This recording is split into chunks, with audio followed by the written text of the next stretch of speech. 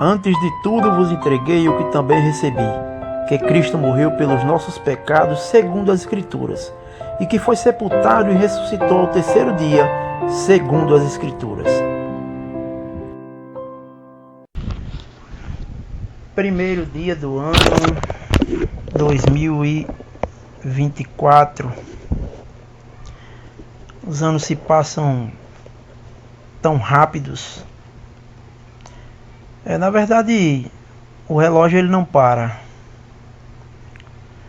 Nós sabemos disso, a menos quando falta pilha. Contudo, o tempo não para. Ainda que o relógio possa parar, mas o tempo ele prossegue, né?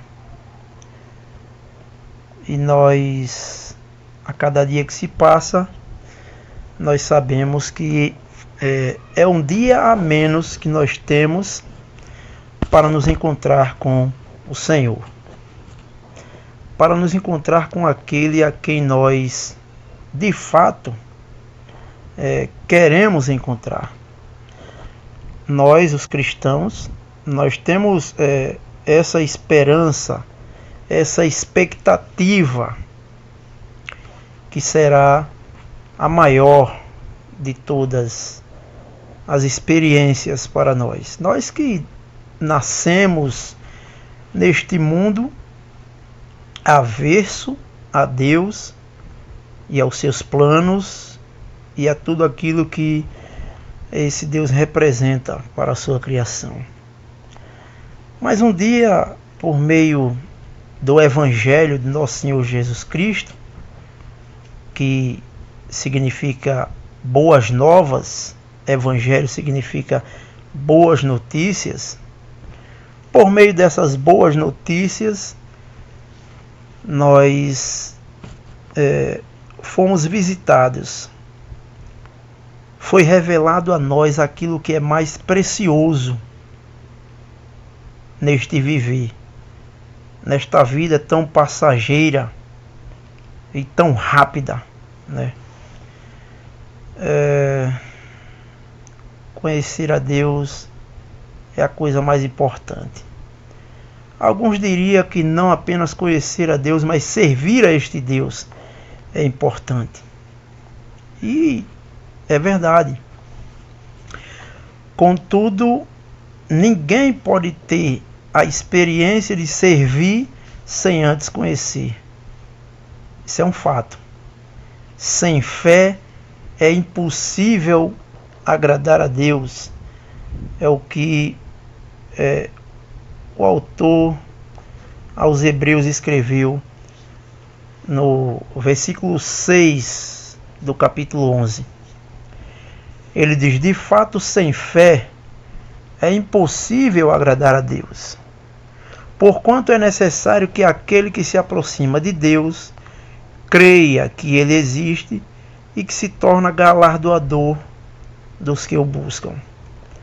Ou seja, primeiro vem a fé, primeiro vem a confiança, primeiro vem a experiência com Deus,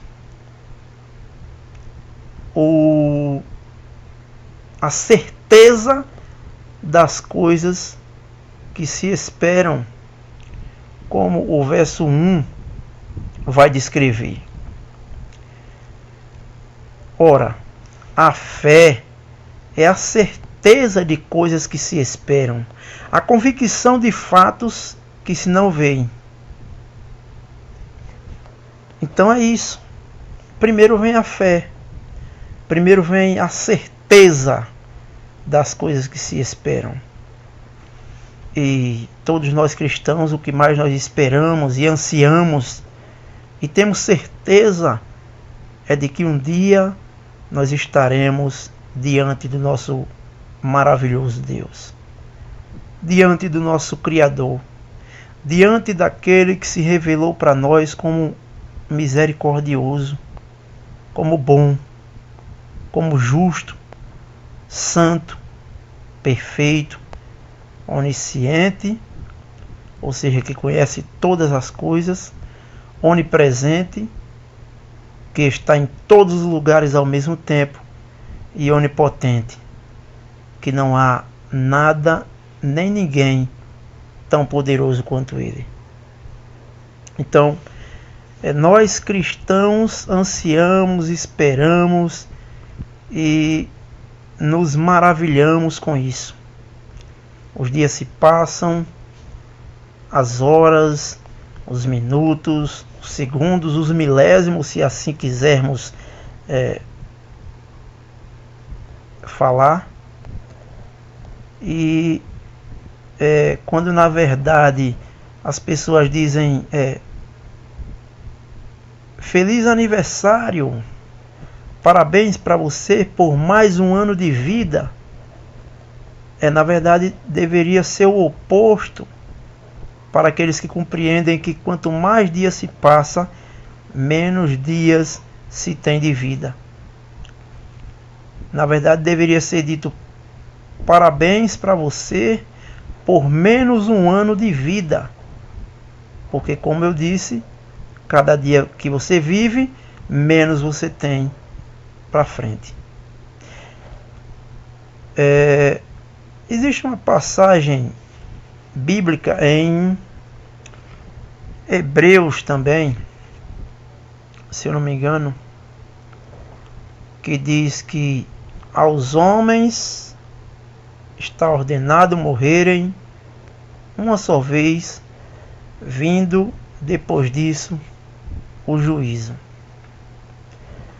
Ou seja, a nossa vida aqui, ela, apesar de ser breve,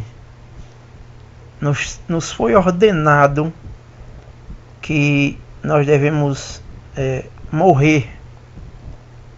Para muitos, a morte é uma coisa horrenda, né?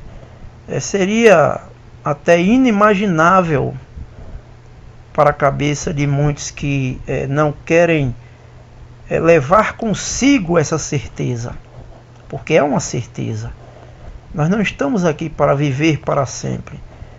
Este mundo não é a nossa zona de conforto, não é o nosso lugar de origem. Existe uma eternidade nos aguardando após a morte. Hebreus 11, 27, na verdade, é o texto em que eu queria citar.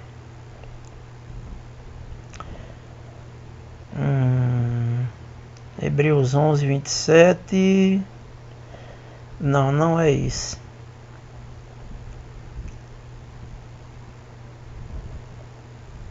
Se isso é Romanos. Eu vou colocar na tela aí, porque eu não estou lembrado agora, mas eu vou colocar na tela aí para ficar citado isso, né? Que aos homens está ordenado morrerem uma só vez, vindo depois disso o juízo. Como vocês viram, eu estava a princípio aberto aqui em Mateus capítulo 25, verso 31 em diante. Poucos estão nessa expectativa da vinda do Filho do Homem, mas essa vinda é certa. Se você estiver esperando por ele ou não, esta vinda é certa. E você terá que lidar com essa realidade. O próprio Senhor Jesus, aqui nesse capítulo 25, verso 31 em diante, ele diz: quando vier o Filho do Homem na sua majestade, e todos os anjos com ele, então se assentará no trono da sua glória. Então, ele falando a respeito de si próprio, ele diz: o Filho do Homem virá. E ele é o Filho do Homem. Por que Filho do Homem? Porque ele veio como homem, materializado, em carne.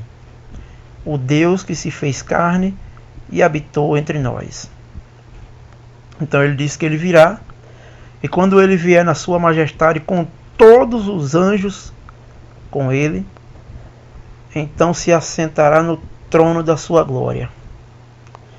E não apenas algumas pessoas, mas o verso 32 vai dizer: e todas as nações serão reunidas em sua presença, e ele separará uns dos outros, como o pastor separa dos cabritos as ovelhas.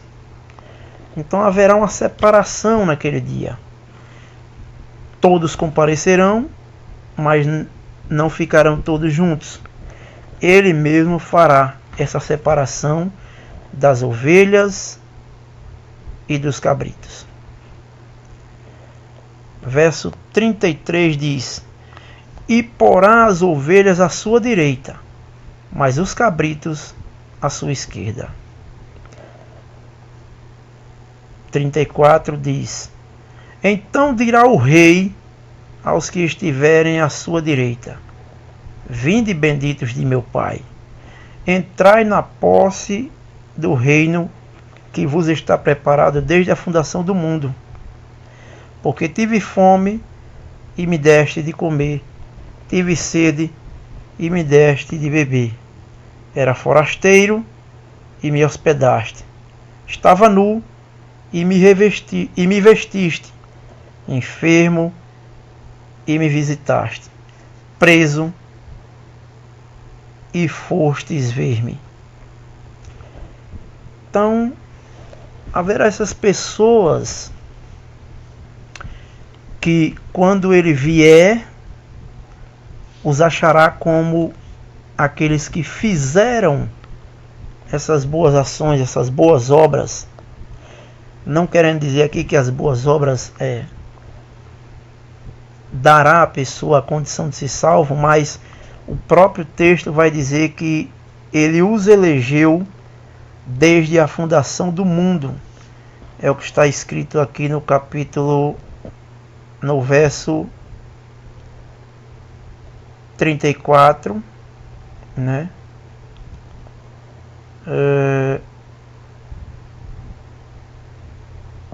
Verso 34 está aqui. Eu dei o risco aqui errado. Deixa eu me corrigir aqui.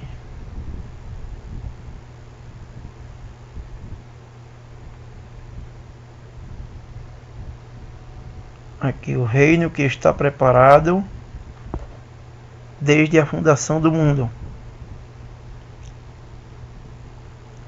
Tá meio chatinho aqui de se fazer, mas é isso aqui. O reino que vos está preparado desde a fundação do mundo. Aí você me pergunta: que reino? Eu não gostaria de entrar nesse princípio, porque é um princípio doutrinário, mas dando uma palhinha aqui, este reino é para os judeus, que foram separados desde a fundação do mundo. Isso aqui não tem a ver com a igreja, porque a igreja foi eleita antes da fundação do mundo, como está registrado lá em Efésios. Então, o que eu quero frisar aqui é a questão da vinda do Filho do Homem, quando ele virá a esta terra, e certamente pegará muitos de surpresa, os quais ele dirá: apartai-vos de mim, para aqueles que estiveram praticando, que não estiveram praticando boas obras, e dirá: vinde, benditos de meu Pai, aqueles que estavam praticando as boas obras aos pequeninos, como quem estava praticando ao próprio Rei, que é Cristo, aqui para o seu povo terreno. Mas eles vão fazer a seguinte pergunta quando ele, terminando toda a sua frase, disser: estava nu e me vestiste, enfermo e me visitaste, preso e me foste ver-me. Verso 37. Então perguntarão os justos: Senhor, quando foi que te vimos com fome e te demos de comer? Ou com sede e te demos de beber? E quando te vimos forasteiro e te hospedamos, ou nu e te vestimos? E quando te vimos enfermo ou preso e te fomos visitar?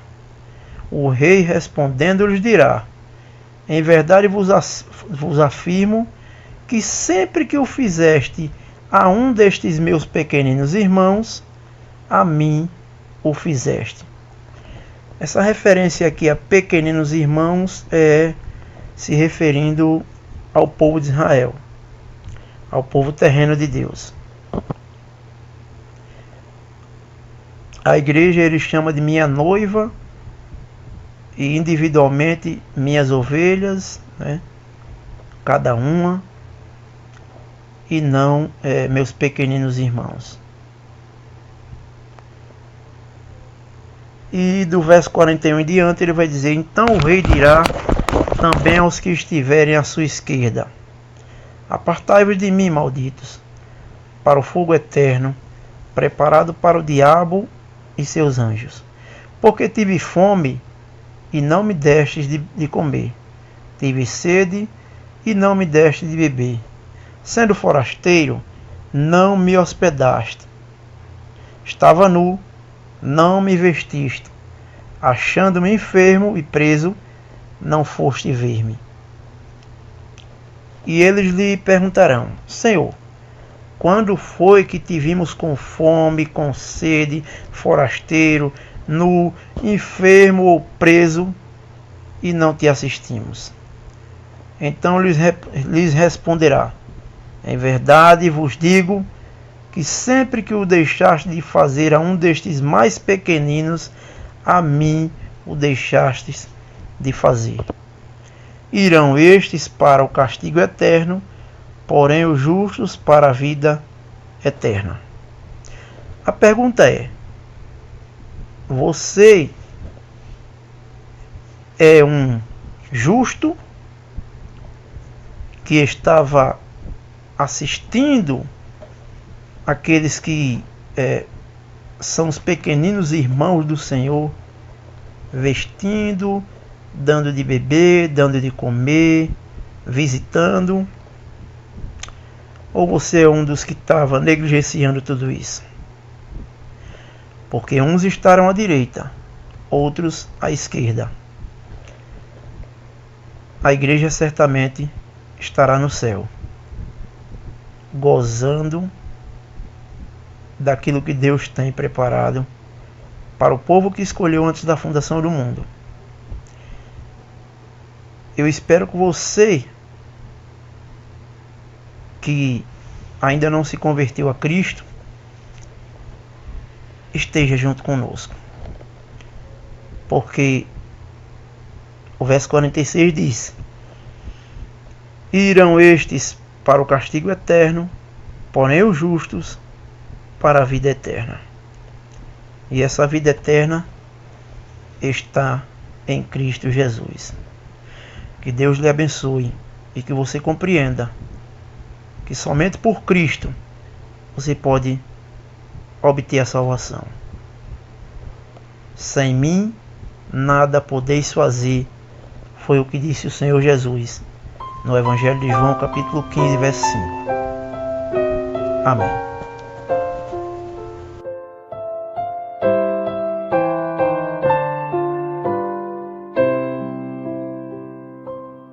Ao lembrarmos do teu nome, Jesus Cristo, não podemos esquecer do teu amor, que te trouxe a este mundo arruinado, pra morrer pelo mais pobre pecador. Ninguém mais havia de tão digno para libertar o pecador. O Cordeiro de Deus puro, sem pecado, pôde dar-nos tanto amor. Nossas almas mergulhadas em